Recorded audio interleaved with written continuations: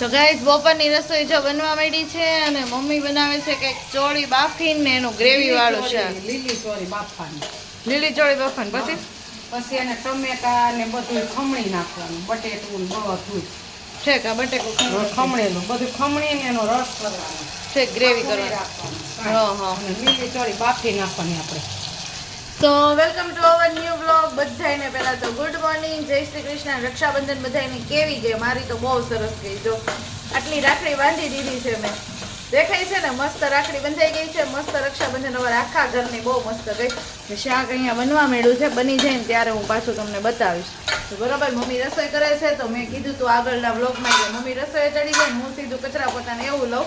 તો મારે એ બધું કામ બાકી છે, તો ચાલો હું એ કરીશ. અને બે બાળકો અહીંયા થઈ ગયા છે રેડી અને ખાય છે બનાના, એક સૂતા સૂતા અને એક બેઠા બેઠા.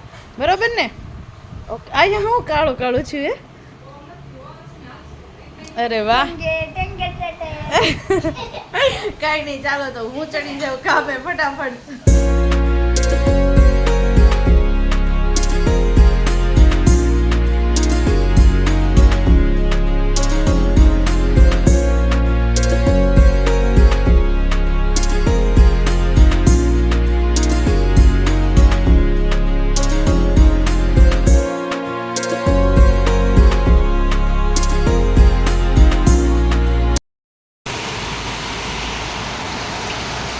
તો ગાઈઝ અચાનક જો વાતાવરણમાં પલટો આવ્યો છે અને વરસાદ ધોધમાર તૂટી પડ્યો છે.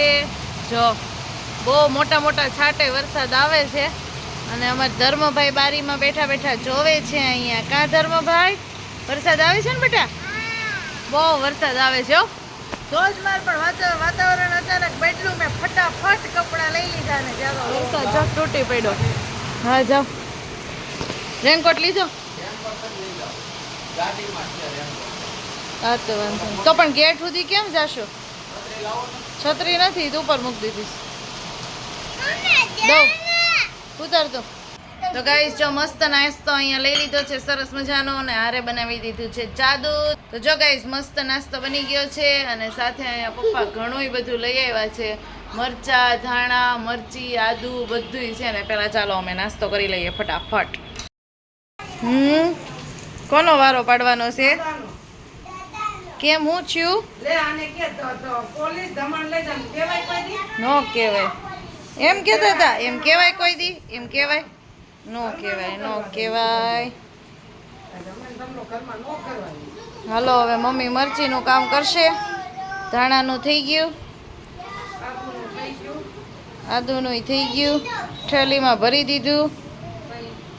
કોટનની થેલીમાં અમે બધી વસ્તુ ભરવી એટલે બહુ છે ને ખરાબ ન થાય. અને હું બનાવું છું રસોઈ. નાળિયેર વધેરીને જો ભગવાનને શેષ ધરી દીધી છે, 5 શેષ.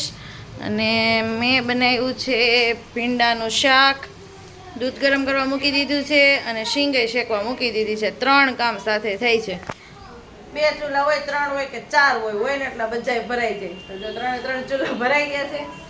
ચાલો શાક બનવા માંડ્યું છે. આપણે બનાવવાની છે સાથે ભાખરી. મળવી બનાવવા હાલો કહે કા.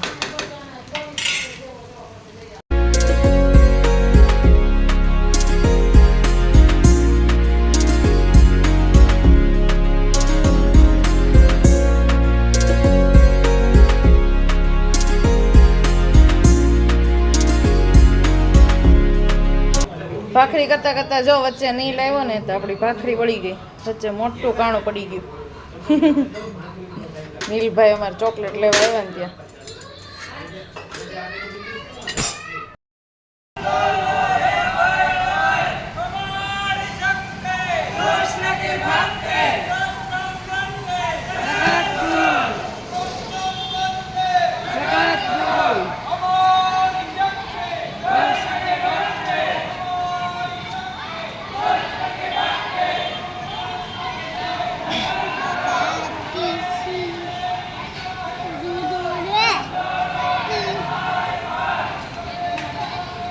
કંઈક નાટક કરવાના લાગે છે.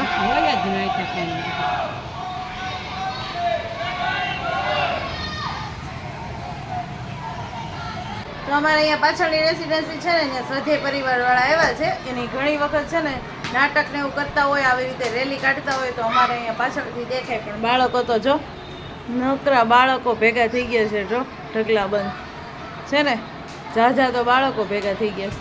અમારા આ બાળક જો ધોળા દોડ છું છે. કેમ ભાઈ નીચે બેસતા નથી આવડતું? નથી આવડતું? ઊભો રહેતો તું કેમ બહુ દાંત આવે છે મારું? કામ કરીને ફ્રી થઈ ગયા અને વાગી ગયા છે જો 9:45 અને હજી હું ફ્રી જ થઈ છું.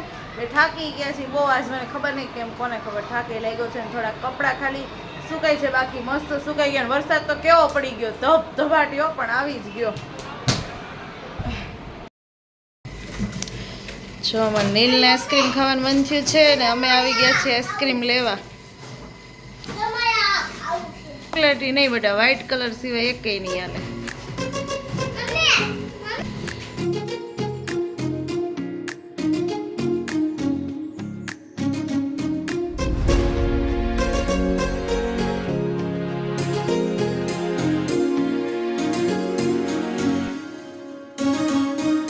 જો ગાઈસ અત્યારના વાગ્યા છે 10:30 અને અમે લાવ્યા